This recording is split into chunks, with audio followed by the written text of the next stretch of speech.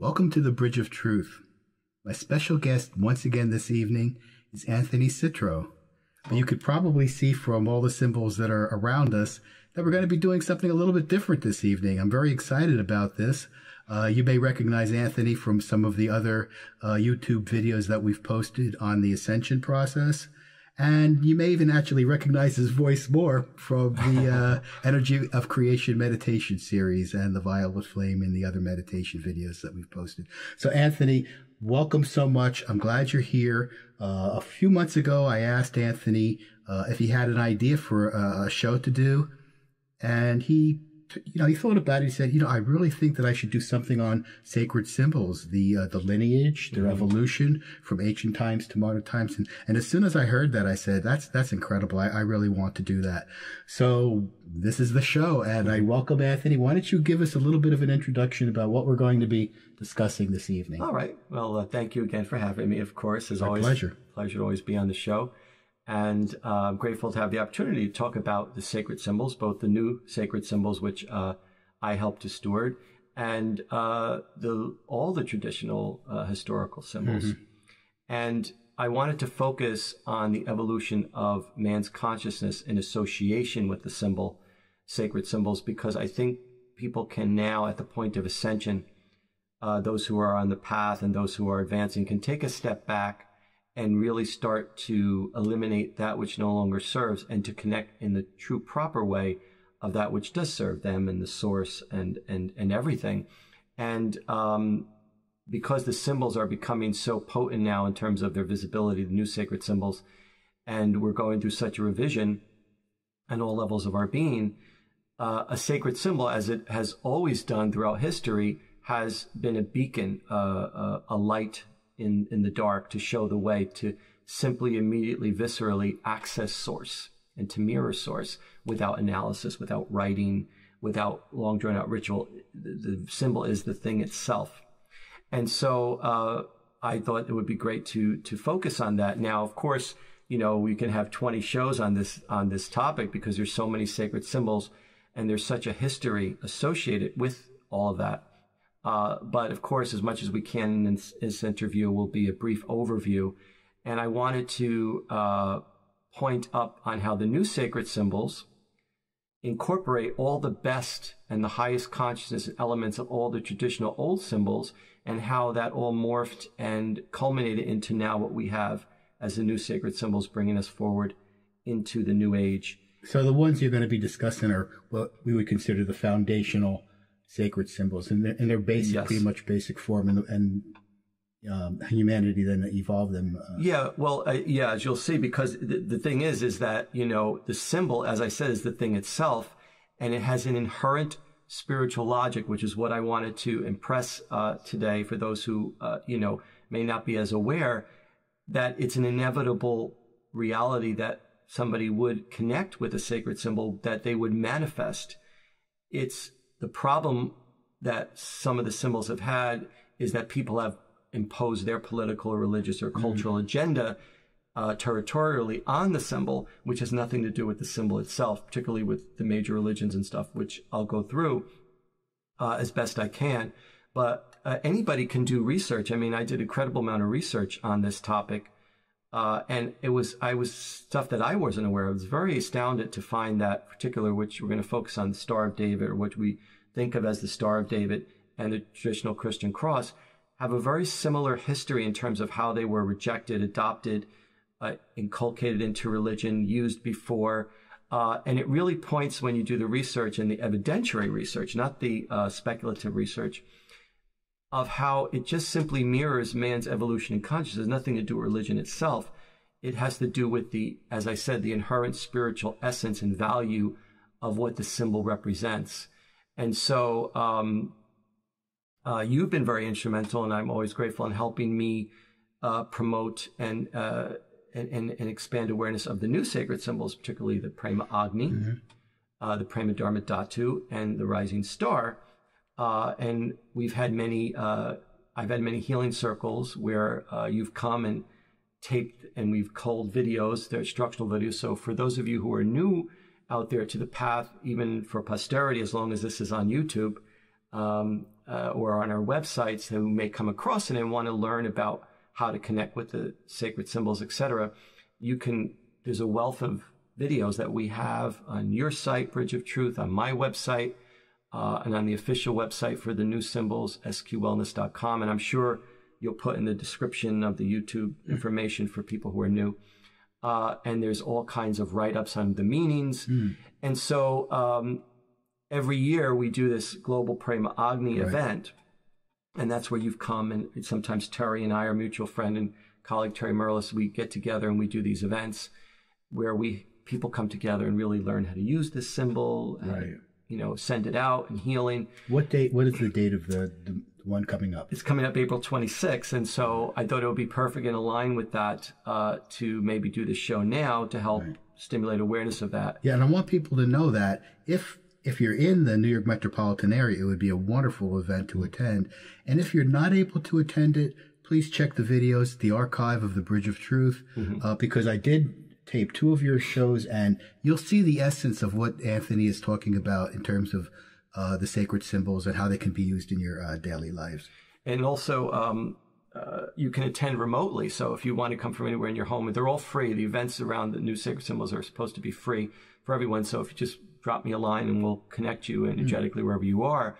And so it was in alignment with a lot of other stuff coming up that I'll talk about throughout this interview, that it just seemed the perfect thing to do.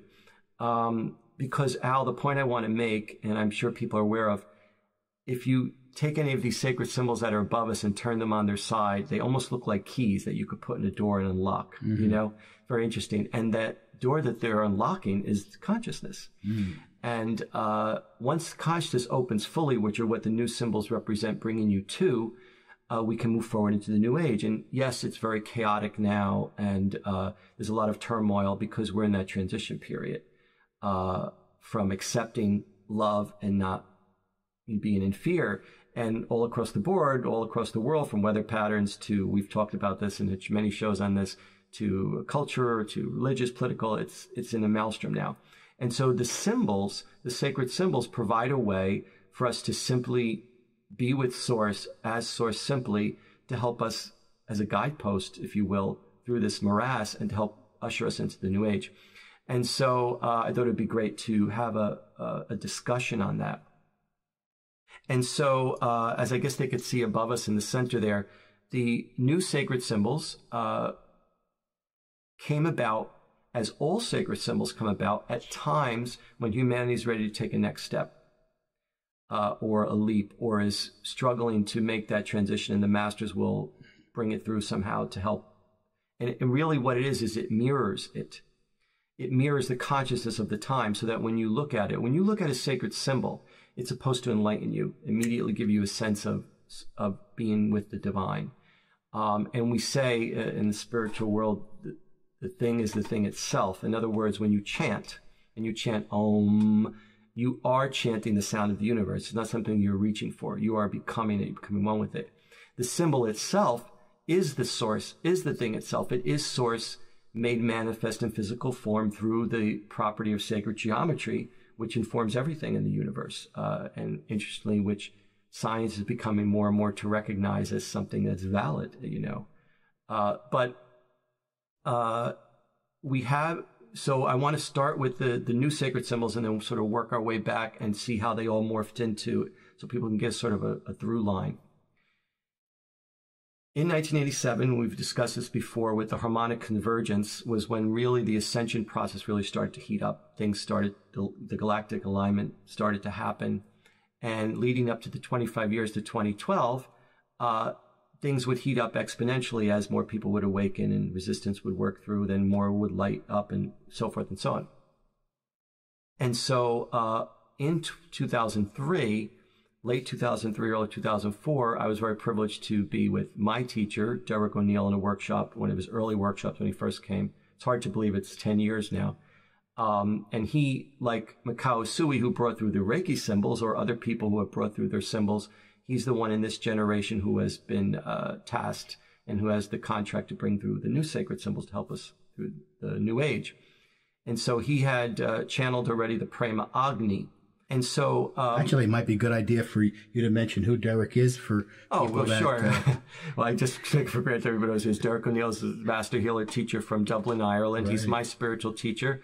And he is the one who's largely responsible for bringing through the sacred symbols of the ascension process now, and stewarding them and shepherding them to their integrity and held to the highest standard, and the modalities that have manifested associated with them, the rising star healing, the prema birthing, and so forth and so on. And when he first came in his mission in 2003, I was there almost at the beginning, and I was privileged that he brought through the Prema Agni. He showed us what it was and how to draw it and how to use it as a symbol. The Prema Agni manifested as a way to open the heart for humanity, to open the heart chakra of humanity, because that's where the ascension's happening, in the heart chakra. And we need to come past the lower three chakras. So, of course, if you watch our videos that we have, there's a lot of go in more depth of how to deal with them and use them. But for the purposes of explanation now, and then I was, wide-eyed, innocent, in awe of him. And he said, come up here on the stage. And he took me up and he drew it on me. And I went out and he was, I woke up and everybody was laughing. There's 800 people in the audience. And I was leaning on his back because I had gone out because it was so blissful what he had opened with the Prema Agni. And right after that, soon after that, I got channeled to start the Prema Agni Healing Circle. It became one of the workshops I did, and basically it was my way of giving back in service for all that he had done for me energetically and my evolution. And because one of the things I do well is facilitate workshops. I can't play baseball or pick up a guitar, but I can run a workshop. I said, well, this is a great way to be in service. So I started doing these workshops free as much as I can all around, 3-4 times a year, and to help people learn about the Prema Agni, to help stimulate the energy. And then now other people are doing it all around and have been doing it for a number of years. But at the time that he brought it through, that was the only symbol that he was receiving. That was the initial symbol to open the heart chakra. So I'd really be curious then, how does that tie in? I imagine that's where your conversation is going in terms of how that's the evolution of what came before. Well, yes, I'm going to give hopefully this whole show or whatever will be about that. It's hard to explain all right up front, but basically if you go on the website and learn, and there's all kinds of information, Prema Agni contains a little bit of each of the sacred symbols within it. So if you look at it, it's almost like a morphing into one, into the new now, because it's just reflecting where we are now. It's not like one is better than the other. It's just the evolution of consciousness and how the symbol mirrors that. And so it came to open the heart chakra, and you could see it. It's like the heart over a triangle. It's almost like heart over head. And I love the fact that the symbols look like figures, because we are the energy of these symbols. Right, yes. And so it's reflecting that as we ascend from the primitive symbols now to the more refined and more simplified and more expansive symbols. And so people started taking to it. There's a mini healing associated with it that you give. It opens the heart. And so it started to really, the point I'm making is that was the point in history when the ascension was really starting to heat up, and people needed something to work through that strong transition of healing and wanting to close down, but knowing they have to open. And so the Prema Agni really served as a way to keep your heart center open continually without closing down again out of fear, because so much was going through so many changes. We were healing so many things, releasing so many things, and energy was heating up. Soon after that, because that sort of sparked a revolution, if you will, in energetically and opening the heart, the rising star came like soon after that, maybe 6 months after that, the symbol, and then immediately the healing modality associated with that, the rising star healing. You've had them, and it sparked a worldwide revolution in healing, and people around the world now are benefiting tremendously from this healing, which brings you to full empowerment, and that's the purpose of it.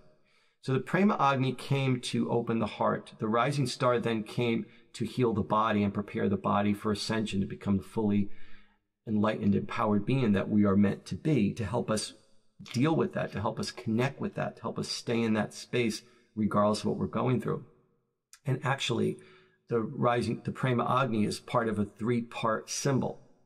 Prema Agni, and then the rising star in the center there above us is added to it to help bring us to the next level. And the 3rd part of the symbol was supposed to be released in 2012, but because of the timing and energetically and dark forces trying to, tear down everything light workers do, it's part of the game, he sort of waited. It wasn't ready yet. And now the Pranahuti is the 3rd part of that symbol. So the Pranahuti means divine transmission.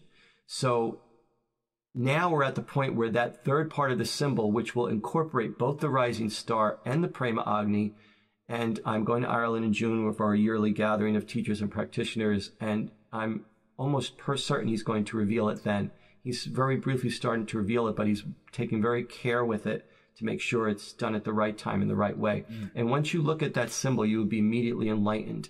And we were supposed to be ready 2 years ago, but now it's almost ready. It's getting there. And he knows, of course, as a master, when is the right time to deal with that. Now, people that are seeing our show and they're watching the symbols above us, there is a 3rd symbol up there besides the... Yes, I'm going to get to that. I'm going to get to that. So I'm trying to show the timeline and how we were evolving, and then the symbol would mirror.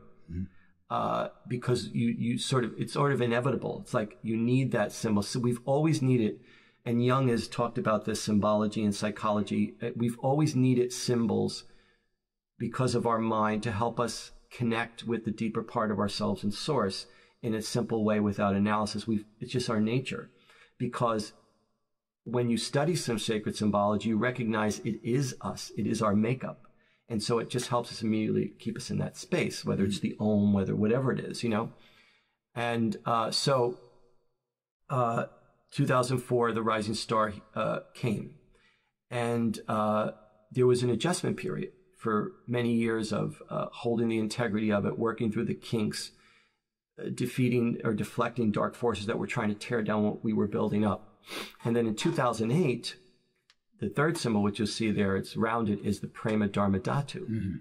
Prema Dharmadhatu in Sanskrit means point or seed of truth. And it sort of looks like the female version of the Prema Agni, I like to say. And it's really about expansion of love. And the reason that symbol manifested primarily was because, we've always heard talk about the goddess energy, the divine feminine. Well, the divine feminine was really starting to anchor at that time. And more men, Prince, were awakening. So more and more people were able to hold and incorporate the divine feminine energy. So the Prema Dhatu was an anchor to expand now the heart openness of love of the Prema Agni and the fully empowered self of the rising star, and to expand outward without fear in spite of what was whirling around us, because a lot of people aren't in that space. And there's a mini healing associated with the Prema Dharmadhatu too as well. And the modality, the Prema birthing that's associated with it, came around the same time too. And that is a rebirthing. Now that rebirthing healing has been around in many forms throughout many historical periods, as similar to the symbols are. But in this lifetime, it came again to really simply help us anchor as a special focus that divine feminine energy, and to really anchor within us that consciousness so we can move forward. And that is, what is the divine feminine? It's cooperation over competition. It's unconditional love.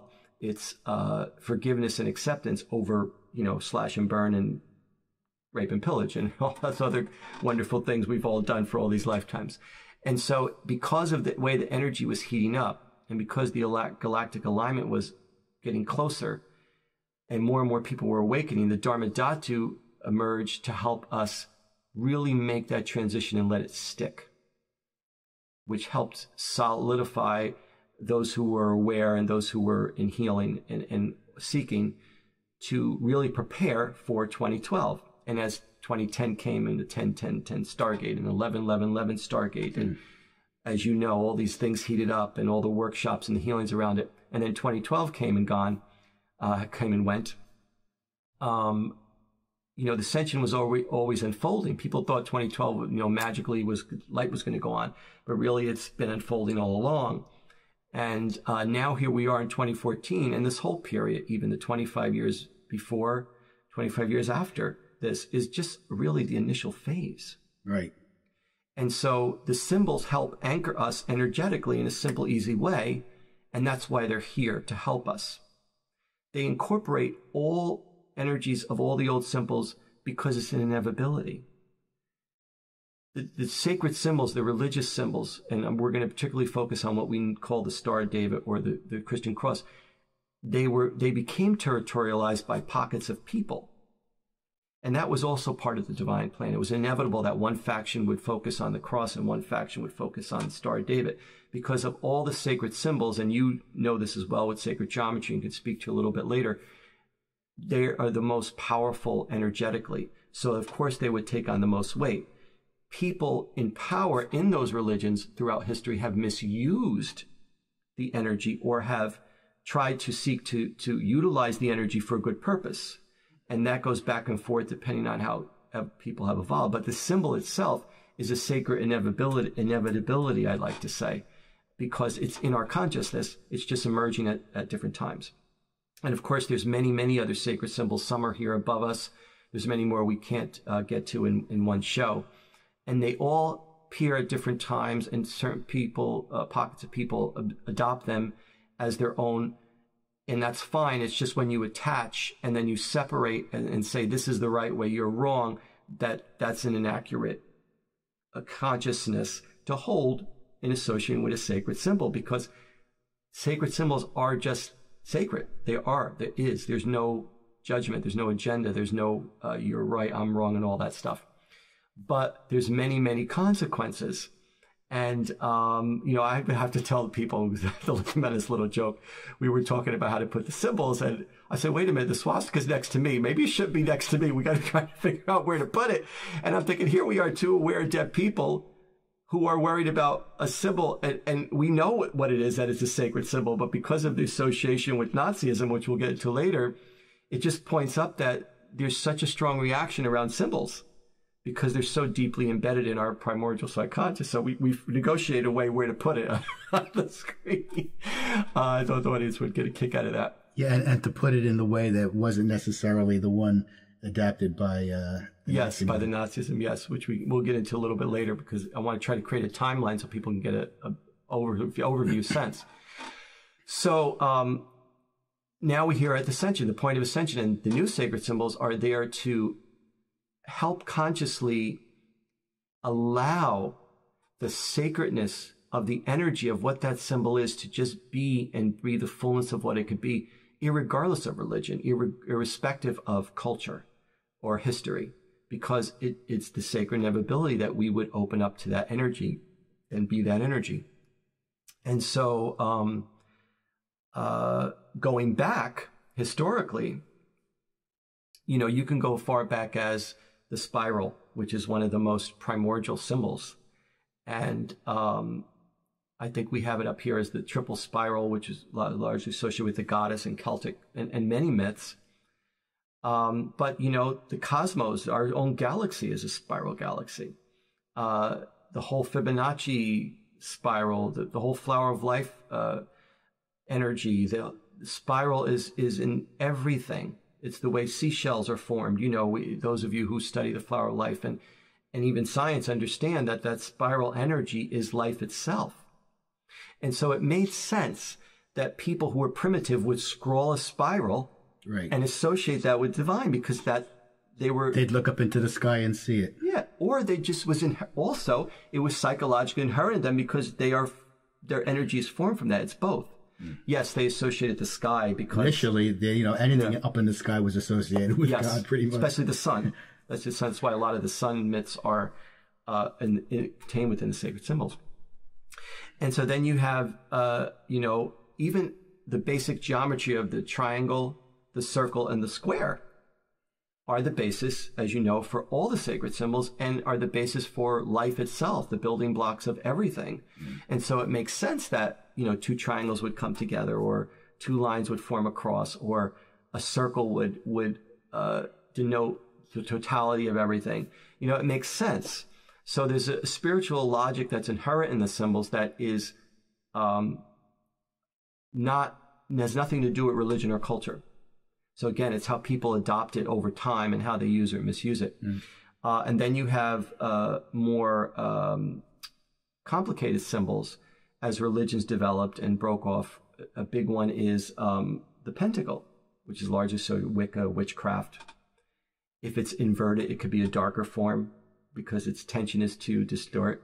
If it's upright, it's very sacred to a lot of people. It means the four elements and the ether, and as above, so below. It's the representation.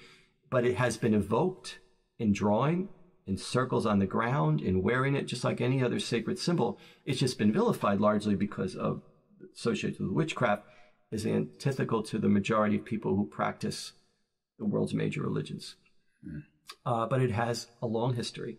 Then you have something like the yin-yang symbol, which developed and contains duality. It's a mirror. To me, I think of it as, if you think of the flower of life as the mirror of the universe, I think of the yin-yang as the back of the mirror, showing the backbone of everything, because you have the roundness, and then you have the white dot and the black dot and the white, showing the process of holding duality. And so when you meditate on it or you connect with it, you're being in an equilibrium state within duality. And so that's a very powerful sacred symbol that many people use today. And then you have the Antakarana, which developed as a way, as a connecting the higher mind with the lower self. And it stimulates the Kundalini rising. It imitates that action in a lot of ways. And that's a very sacred, ancient symbol. And then, you know, we're getting back to the Nazi symbol to bring up the swastika, which is a very interesting. It's one of the symbols that we in modern times associate, can look at and say, wow, this has a really dark connotation, and it has all this things come up, emotions and psychology around it. But yet, if we look at the history of it, it's actually a very sacred symbol. And there was two ways to draw it originally, the right-handed way and the left-handed way, and the arms go. And we had talked about making sure on the screen we put it the right way that the Nazis didn't use. And it really was associated with the sun god. It was one of the 108 symbols of Vishnu, the creator god in Hinduism. And also it mirrored the progression of the sun.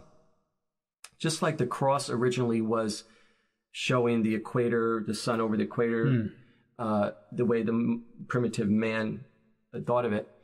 The swastika was that. I don't even like to say swastika. Just saying that word gets you like a little bit, you know. But I don't know honestly what the exact word for it in Hindu would be, so I couldn't speak to it for sure. But I do know that that symbol was very sacred and still is considered very sacred. Right. And it was associated with the sun because the sun was God, you know, a lot of times. Now, the reason the Nazis adopted it, the left-hand version was more associated with the goddess, the left-hand arm, the way it went with Durga a lot. But the reasons the Nazis adopted it was because they believed the Aryan race invaded the Indus Valley way back in the times of the Mahabharata and invaded and conquered and took over. And so they sort of had that through line and they adopted it as an Aryan symbol. And of course, we know their history is anything but positive, and, you know, connected with what the symbol is about. It was a distortion of it. And it's a modern day reminder that people or consciousness that they hold collectively can either distort something and make it very dark or can uplift it and make it very light. And the way the Nazis did it now, throughout history, it's been the same thing. It's just a little more evolved. But, you know, in the 40s, killing 6 million people was very bad. You know, it wasn't like just a judgment now that people have. There was real consequence behind it.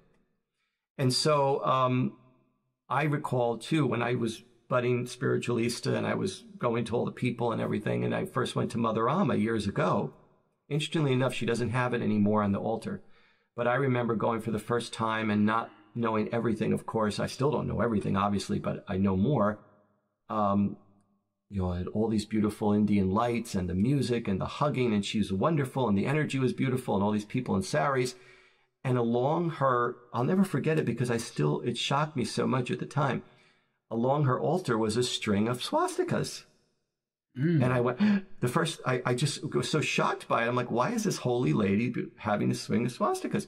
And it brought up all that energy and that judgment and what's this all about, and it was a real visceral reaction of painful. And then, of course, later on, I found it was actually the sacred version, Hindu version of that. But interestingly enough, she doesn't have that. I know she hasn't had it, I don't recall it, at least in New York, for at least 4 or 5 years. But that's just an example of how you react to a symbol psychologically. Maybe there's certain places where she's realized it's not really being interpreted. Like maybe correctly. In India she has it. Yeah, because they did change it, Yeah, exactly. And so that was one instance. And of course, there's many other sacred symbols. There's a Buddhist wheel. There's, all kinds of things.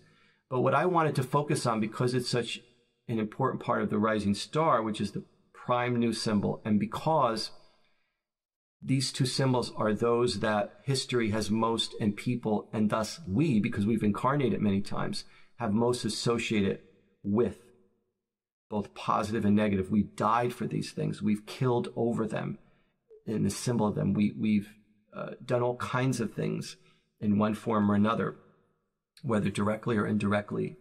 That is what we know as the Star of David and the Christian cross.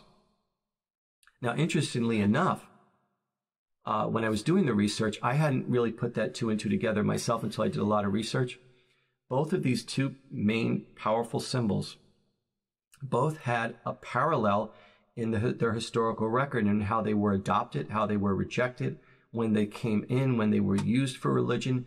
And it just pointed up to me how it had nothing to do with the religion. It had to do with man's consciousness at the time, and how they naturally gravitated towards a powerful symbol. Did it have anything to do with the source material, the fact that they were both associated with the Bible? No, I'm going to get to that, because at the time, people didn't know the Bible like we know it now, right? It was nowhere near what it is now in any way, shape, or form. Plus, there was no internet. The apostles went out and preached, and then certain people took it or didn't take it, and they still did what they did. So that's what I wanted to really address, because it will really bring home that energy. Now, there's a tremendous amount of research. There's a tremendous amount I could talk about, but I had to focus in on certain points. So forgive me if I'm not doing something 100% right, or, I'm missing out something. My intention is to help show the timeline of the consciousness. So the Star of David, they call it the Magian of David, Shield of David. And it was originally thought to be on David's shield in battle, or the shape of David's shield. But when you look at the rabbinic literature, there's really there's very little historically to back up. In fact, in the early Jewish paintings, it very rarely shows up. And of course, there's scholars that try to debunk the pagan association with all the symbols, because they want to keep it territorially for them, or for Christianity the same way.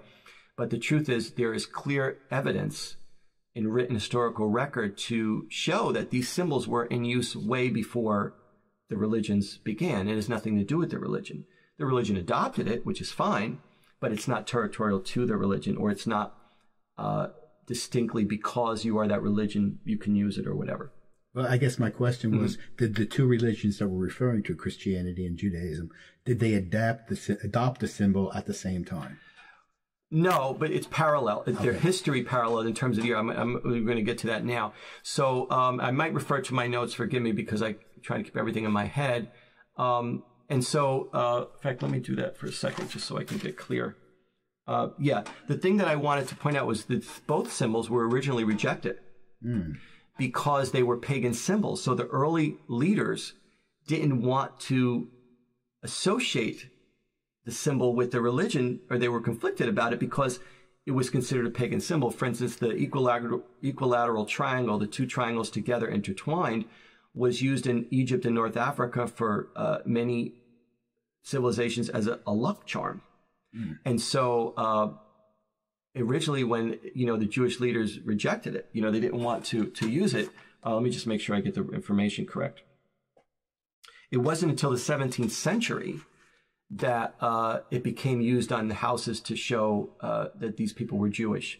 But even then, it started what culminated in the Nazism of putting it on the Jewish lower because... Yeah, we were discussing that. Yeah, because a lot of times throughout history, the chosen people were discriminated against. And we have the Merchant of Venice, even in Shakespeare's time, am I not a Jew, do I not bleed? Slaves were always identified in some way by some symbol. Yeah. And they were also, it was also considered lesser than. And so and when the Zionist movement started in late or 1897, it was used as an emblem of the Zionist movement, but it was controversial then because it was sort of like rebellion against, no, we are real, we are good. And even when Israel was formed in 1948, there was a lot of political debate of should we use this symbol on our flag or not. So even as far as then, there was a controversial. It wasn't like, oh, this is the Jewish symbol. Let's all go home and have matzah. It was a lot of stuff behind it because there was karmic memory, and there was a lot of both of these symbols have a lot of pain and association and suffering with them, which is very interesting because that was the human condition. Right. But the Star of David was used by Satanists. It was used by Satanists as a way for sexual congress because it was considered the male and female coming together. They used it for a dark purpose to invoke. In fact, the word hex, which means to curse, comes from hexagram, from using that six-pointed star. Let me just make sure I get this reference right. There's even, there's some evidence that in Atlantis and Lemuria, the Star of David was around, or we consider the Star of David, but there's no physical evidence for that. It's more channeled and speculative. But we know, of course, that Solomon used it, but the ancient occultists and the sorcerers even believed that, it was they used it and believed it was a footprint of a demon called a trud. And they used it to actually repel demons. So here you have the sacred symbol of a major religion, and most people in their religion will have no idea of this unless they reference it. It's certainly not taught in rabbinical school, and the Christian stuff's not taught in Christian school. But really, it was King Solomon, because King Solomon was such an important figure. He was king of Israel, obviously, but later in his life, most people know. And I'm surprised to find out that a lot of Jewish people who are strongly religious don't even know about the history of Solomon. It's almost as if they want to wash it out, or they don't even know, or weren't taught it. But he actually, of course, we know, turned to the occult, and he used the Star of David in many ways, and there's many, Goetia, his magical books, in many different forms. There's many surviving symbols that even witches and stuff wear today, of the six-point star with planets around them and stuff, that were used to either repel demons or contact angels. And he works very strongly with that. And so there's a lot of history around that. And yet the Hindus way back used it as a sacred symbol to show the trinity of, Vishnu, Brahma, and Shiva. So you have a whole panoply of ranges of uses for this major sacred symbol that, because of modern time, is surviving as a symbol, of course, associated mainly with the Jewish faith, which is very powerful and strong, has a lot of people in it. Same thing with Christianity. The Muslim symbols, interestingly enough, this crescent and the star is a whole nother thing, and that focused in a different way. But because this is the history of this is what I'm getting at, the history of the Thailand. And also after the Great Flood, which is very interesting, Baalism started. Baal, it was like the horned goat god, is what our association with Satan is. But really it was, we have to remember that people at that time were having sex with everybody. There was maybe cannibalism. They were intermarrying. They were doing all kinds of lower vibrational things, reaching for the divine, but they were at a different consciousness. So the actual symbol was used in sex rites because they had many, sacred rites would involve sexual intercourse, and it was considered the coming together of the masculine and feminine, the fire triangle, the water triangle. So there's a whole panoply of uses around it, but the main reason that it somehow manifested in Judaism today was the pocket of people that hold that consciousness and the reincarnation of them coming into that modern times is holding the balance of all of that energy to heal it. And they have the memory of that somehow, and so it collectively became the symbol. But it's by no means, was just to start it with the Star of David, and that's it. And so that is the cross, and it's inevitable. I know you're going to kill me for making noise. It's going to come on the show. That was inevitable because... I think the chairs are louder than we are. The chairs are louder. Well, don't forgive us. It's inevitable because of the inherent spiritual structure in the symbol and how that consciousness had to be held, and people who hold that part of the duality consciousness. Now, the other part, on the other side, the Christian cross, has a similar history in timeline in that it originally was rejected by Christianity because there were many, at the time, occultists and sorcerers that have written records that they would debunk the Christian. This is after Christ was crucified, because everything sort of happened after he died, pretty much. Right.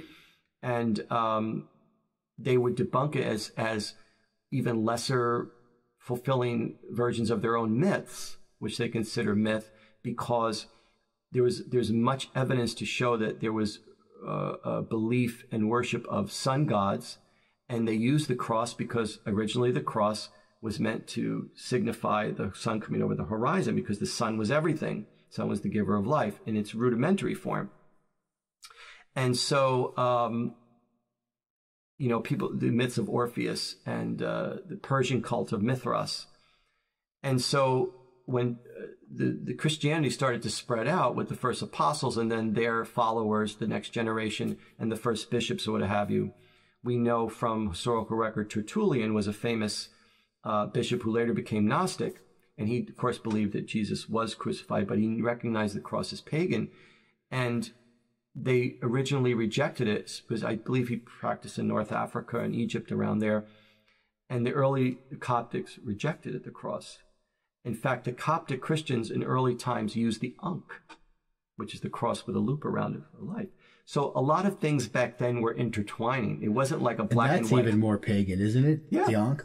Yeah, well, pagan in the terms of it's not Judeo-Christian, but that was what they were practicing at the time. That was what they were living. That was their recognition of the divine. It wasn't like, they were trying to debunk Christianity. I mean, they were just evolving, and there was very limited scope in terms of, unless these pastors and these prophets went out, they were just in huts doing what they had to do. They weren't like we are now with the internet and watching videos on YouTube, obviously. So the consciousness was at a certain place, and the prophets would go out and try to stimulate awareness. And because they were magnetic, the people would, or I like to say sheeple, would grab onto it. And hopefully they would do it in the appropriate way. And some did it in attachment, inappropriate way. But I just want to make sure I'm in the right. But it was rejected originally by early Christianity. It would seem so odd that it would, considering its direct association with Jesus. Well, we directly associated with Jesus now and later on in history. Back then, the Romans were crucifying people. They had 2,000 people along the Appian Way. That's true. And the cross was used for centuries before that as a sacred symbol, and also as a sacred symbol with the Savior God crucified on it. And there's clear evidence of this. Interestingly enough, in Ireland, of all places, recently they found a cuneiform, which a Persian cult of Mithras, the cult of Mithras, sun god, somehow by boat got to Ireland. They set up their sect, and they worshiped this crucified deity, Mithras, a sun god, and in Ireland. And they found and unearthed this cuneiform, and which clearly shows that there was worship of a crucified Savior on what we know as a cross well before Jesus ever lived. What did the Christianity then adopt it? Okay. The reason is, Christ died for our sins, and we know that crucifixion was such a powerful, important thing. It really mirrors our own crucifixion and transfiguration, right, in terms of consciousness, and that's what Jesus came for us to do. Of course, we're doing it now in Ascension, not on a cross. But, in the Council of Nicaea, which was 300 years or so after Christ. And then, of course, Constantinople, the emperor, when Rome was sort of dying as an empire, and the Visigoths and the Huns were sort of taking over, he had to mobilize the people. So that's when they started to change the pagan holidays to Christian. They adopted the cross largely. His mother was very famous, Helena, for going out and trying to find all over relics. There was a big hunting of pieces of the cross and worshiping them. And because it was a piece of Jesus. It was a piece of where Jesus died and suffered, because they were dying and suffering. And, it was that whole association. And so they even created the Vatican on pagan ground. So everything that was there, they wanted to revamp so they can control the masses. It doesn't mean the faith is bad. It was the way the powers that be went about it. And we know in the Council of Nicaea, they took a lot of books out of the Bible. Some of the books they took out of the Bible were these Goetias or magical books, and Jesus taught about reincarnation and all this stuff. Right.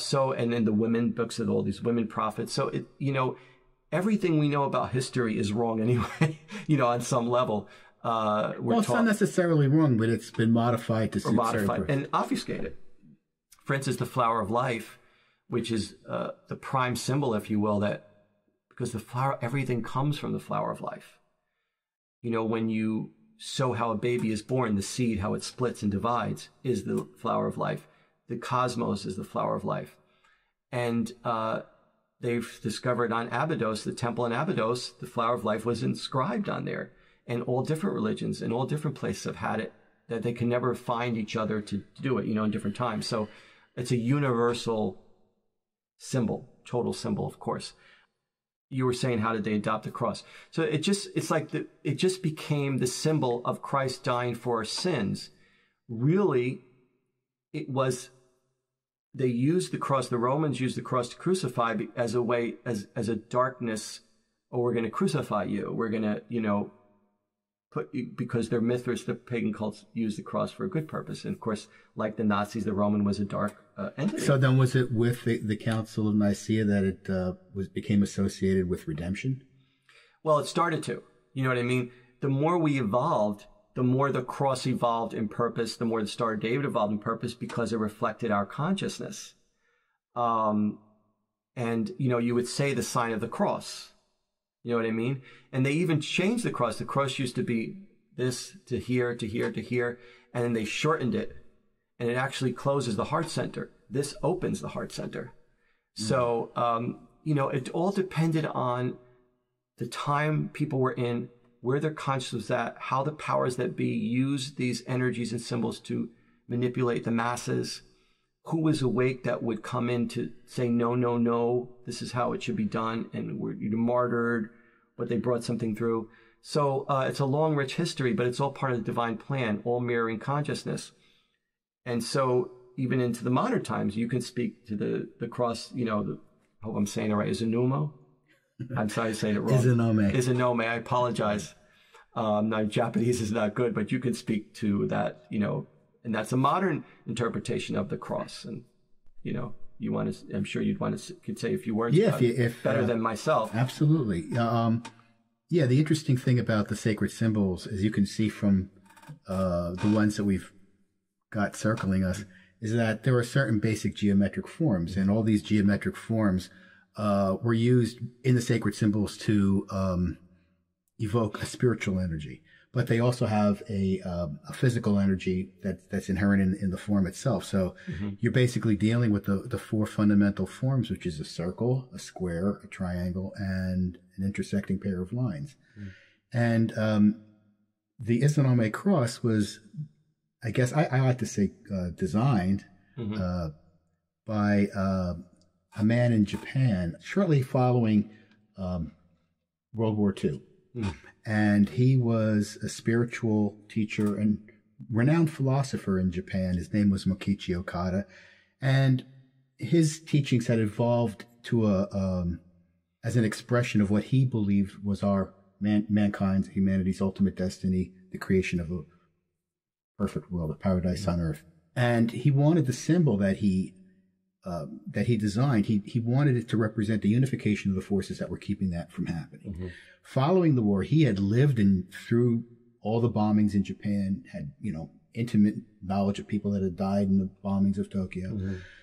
So he perceived the fundamental imbalances between the East and the West. And to some extent, we can see that even in modern where the East is has changed, but it still seems to be the fundamental conflict is between East and West. Mm-hmm. So he wanted to create a symbol that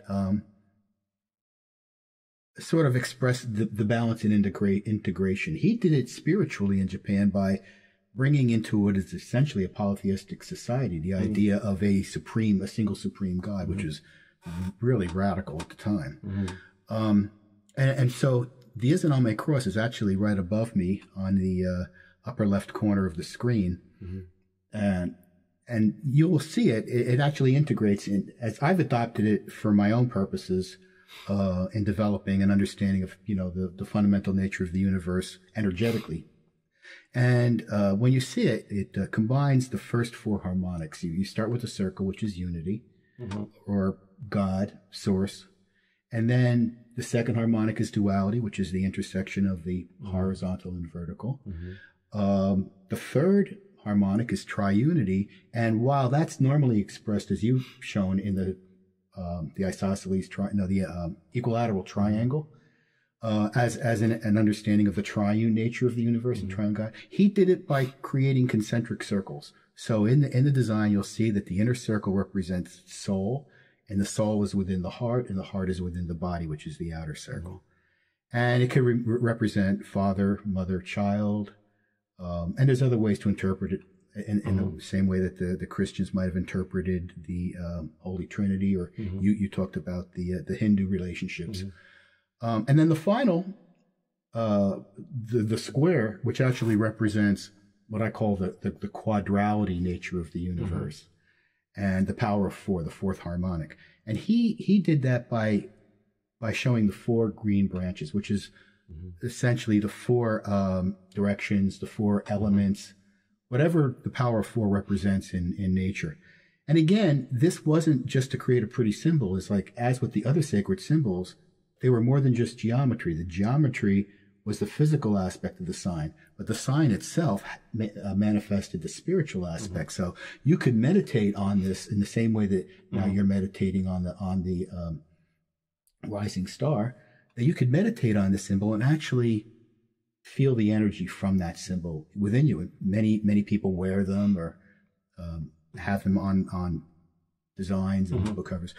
And then finally, if you look at the symbol, in between all the four green sections, there's the eight white sections.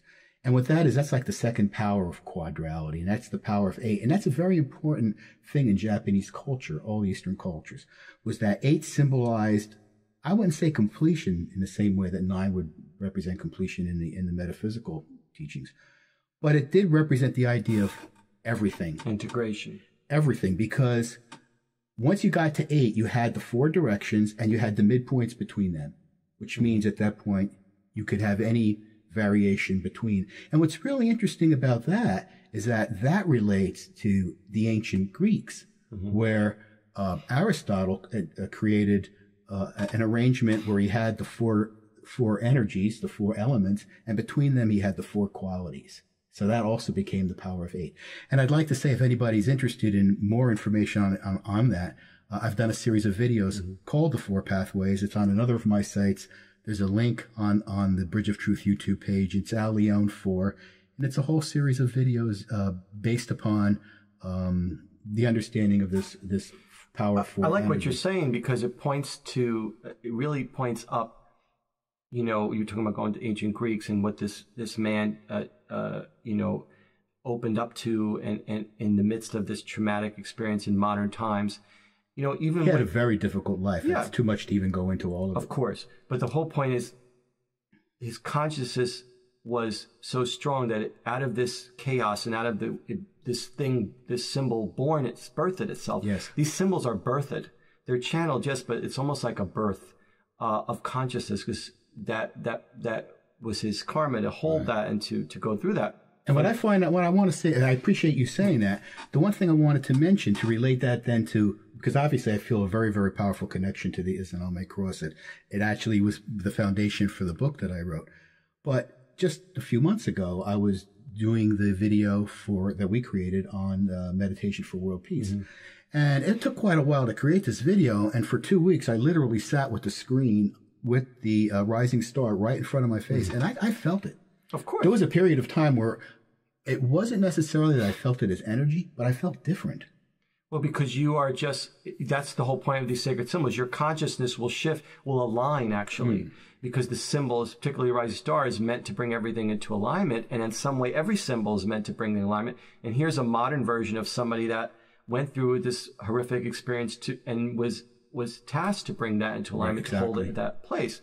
But even way back, you talk about going back to the ancient Greeks, in Egypt, they used to wear crosses around their neck. In fact, I have a cuneiform that I found, and images I found that there's actual reliefs and hieroglyphs of Egyptians like we would wear a cross around their neck. Well, the Ankh was a really powerful. Yeah, but even a traditional cross too. A traditional cross. Wow. A traditional cross, because it was a sacred symbol well before Christianity. But we don't seem to grasp that because we're so associated with the cross being Christianity. And so, again, it really points to how consciousness is locked in and how it's expanded.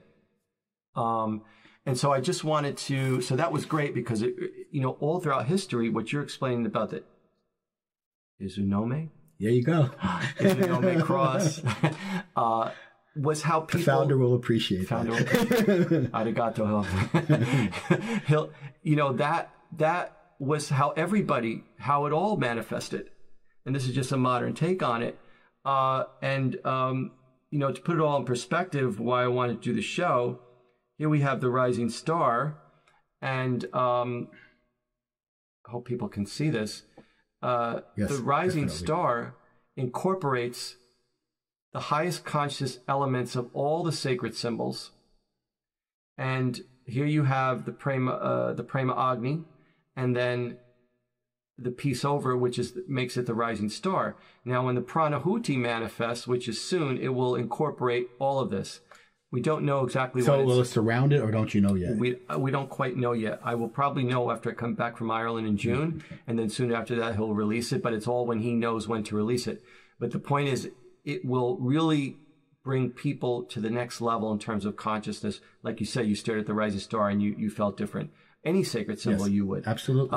I felt that way, like I said, about the Izunome Cross when I was working on it. Sure. But again, if you're staring at a cross or a Star of David, it's a particular cross, you might have a locked-in consciousness. If you stare at it from now, hopefully people watching this, any sacred symbol, from a higher perspective of the inherent spiritual nature of the symbol, regardless of religion, you're going to get a whole nother take on it. Right. You're going to expand your consciousness, and that's what it does. And so here you have the triangle, which opens the heart when you draw it on the back and creates the body. And it almost looks like a head, 2 arms, a body. And so as we show in our videos that we have that you filmed, you can almost become the Prema Agni. You could become these symbols because they represent the new man, enlightened man moving forward. And so heart overhead, literally. And this is the universally recognized shape of a heart, consciousness coming together and uniting. And then you have the zigzags here, 9 completion, going down. It's almost like the spine.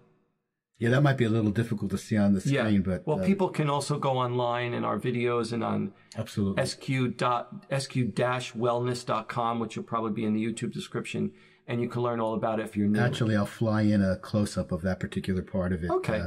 That would be great. Yeah. And then, of course, my website has many pages devoted to the symbols, so you can learn all about them, see the videos. And then when the rising star manifested, you see 5 lines coming up from the heart and 3 on each side shooting out. This represents the fully empowered, open, conscious man. 5 is change, transformation. 3 is manifestation. Double 3 is 6, mastery. It also represents the peacock, the tails and feathers and the wings of the peacock. The peacock represents the ego. So this represents man's mastery over his ego. Every time you see a picture of an avatar, like Krishna particularly, you'll always see a peacock in the corner of the picture because it represents that the avatar is always riding the ego's back, you see. It also is 11, which represents Christ consciousness. So there is an inherent spiritual logic in why and how this symbol would manifest, is what I'm trying to point out. Now you see the cross inherent in here. Within the Prema Agni, every element of every symbol number is contained therein, intimated. Now you see the Star of David, what you call the Star of David above, as above, so below, because that represents everything coming together as above, so below. And so the Star of David and the cross can now take its full rightful place as a purely sacred symbol, irregardless of religion, not exclusive to it, right? Irregardless of the effect of territorial attachment to it because of religion. Yeah. And we can come together and see that as above, so below brings everything together. It also represents the crown chakra opening, the heart chakra. The bottom represents the root chakra, because this also manifests in line with the rising star healing modality, which lurks largely through healing the chakras. Is there a relationship to the 6 points and the 6 lines, or is that just accidental and good? Well, it's almost, it's nothing's accidental per se. It's mastery. 6 is mastery. 6 and 6 but is 12. Having them both together like that, 3. that's what I'm kind of... You mean how it shoots out? Yeah, the fact that it has the 6 horizontal lines. It also has the 6 points. Yeah, well, when you understand that the rising star brings you to the fullness of who you are, the fullness of your power, the full expression and expansion of your connection with as above, so below, it makes perfect sense that it would extend. So it's talking about the extension, the expansion, the fullness of who you are.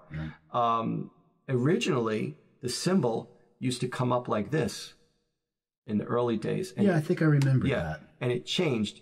You know, it became the staff of Shiva, cutting through illusion, and it refined and simplified again as we find and simplified.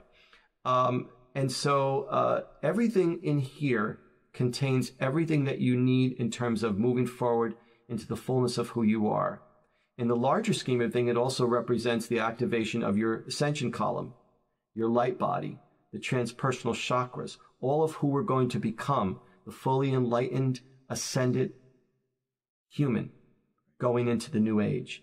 And so that's why you see the Star of David naturally contained in there over the cross, everything coming above as below, fully activated in this experience on earth and fully transformed and purified and simplified.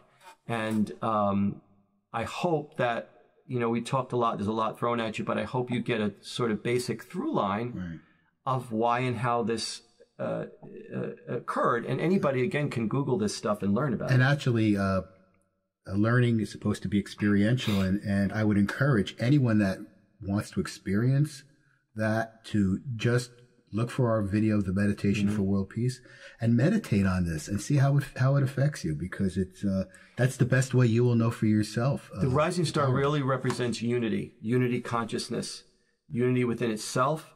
It unites, so it would naturally unite the major religions. It would naturally unite all the sacredness that's been happened before, and who knows what will come in the future. But right now, these are the keys, I like to say, to unlock consciousness. Yeah, it's cool. You know, it's kind of cool. And I'm very passionate, of course, about stewarding. I have them all over me. I'm in my bed. I'm always with them, always to connect and remind, because I know and have experienced how they keep you balanced, aligned, centered, how they bring you to the fullness of yourself, how they bring you through your darkness into light, and how they help others find the way. And I'm very excited about the Prana Huti coming, and I'm sure I will twist your arm at some point. No, I was just going to say, I'm expecting you to be here as soon as you come back from Ireland. Well, I'll see as soon as we'll see how, you know. After you recover from the download, so to speak. Well, yeah, it's very, very intense over there. But definitely come and add that to our series of videos. It will be a whole new level of awakening, and that's what I'm excited about. The symbol just mirrors it.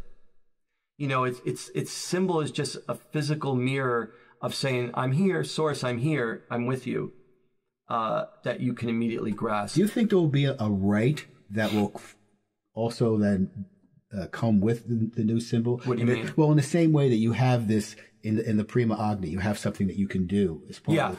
And like to draw it on somebody's back?